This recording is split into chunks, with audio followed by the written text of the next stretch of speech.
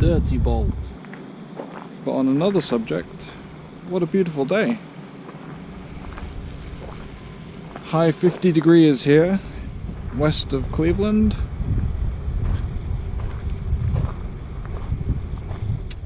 So I thought I'd do a quick update on the road trip that we just did, Boston to Cleveland, Ohio.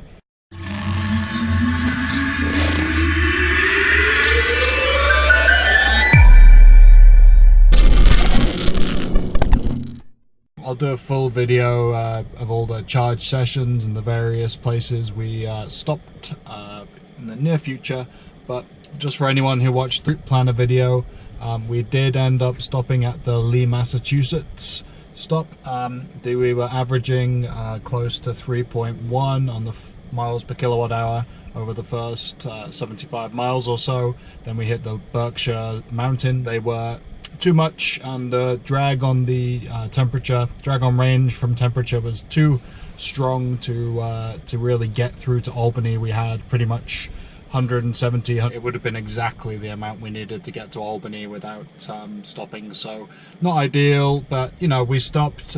We did pull off the interstate. Unfortunately, that is a sole EVgo 1 station, and we had to wait for a Leaf to finish charging. Luckily he was at 70% when we arrived, so that wasn't much longer. You know, that was 15 to 20 minutes just drag time, just lost, because you know, we had to wait for the ideal stop would have been we plug in, jump in, charge for 15 minutes, which we did in the end, and get out, get back to the car and head on to Albany. Ideal.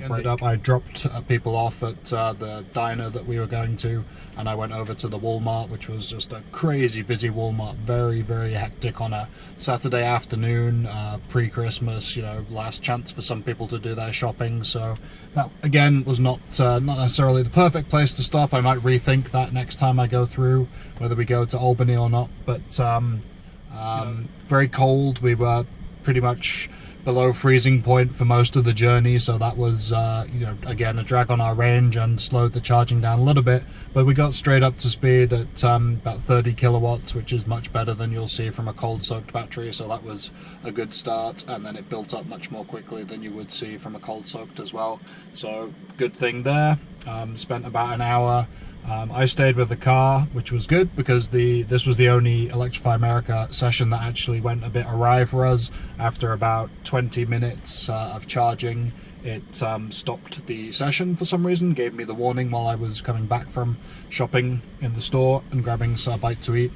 So it wasn't really that much of an issue for me, but if I'd been further away, if I'd have gone to eat lunch with them, or if I'd been in the middle of a bigger shop, I would have had to drop everything, come back to the charger, because the idle time gives you 10 minutes grace period, and then it starts charging you 40 cents a minute on Electrify America, which is a good thing when you actually do stop the charge session intentionally, because they want you to move.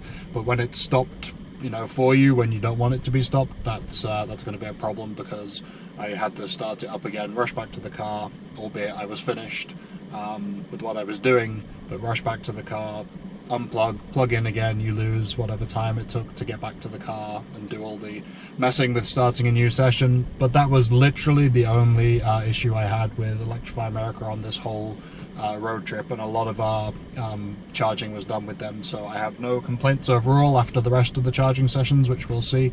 So that was that. We moved on from there to the next stop that I had identified on the route planner of Herkimer, New York. That was by a Denny's. We plugged in really quickly, no problem starting that one up. Seamless charging, stayed on for all the time we needed.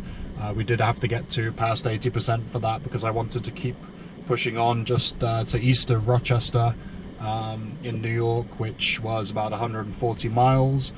We could have stopped at the Waterloo Premium Outlet station, but that would have again been coming off the highway or off the interstate, going down. It's about 5 minutes drive off. Stopping, plugging in, charging, you know, all the things that are a little drag on your time and take more than just the charge session or the time to charge. So I really wanted to push through from Herkimer to Fairport, New York, and that's what we did. We had to adjust the speed down. It was getting later, it was cold, the drag, the outside temperature was a full -5 out of 5 on the the Bolt's energy screen. So that was that. We had to do that. We got there in the end.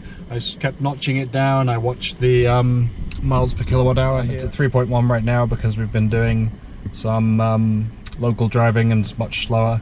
But basically that was it down to 3.0 for the entire way there, and I wanted to make sure that stayed. We pegged the speed at about 67, 68 miles an hour for a while. It kept at that pretty much and got all the way through to Fairport, New York. We didn't have to go down to that Waterloo site and premium outlets and all the, you know, dealing with shoppers and that kind of thing.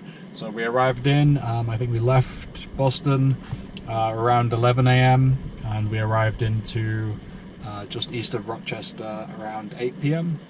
So after, you know, a nice meal with family, or, you know, the people that I dropped off had a nice meal with family, and a pretty, you know, fine stop in Herkimer, New York.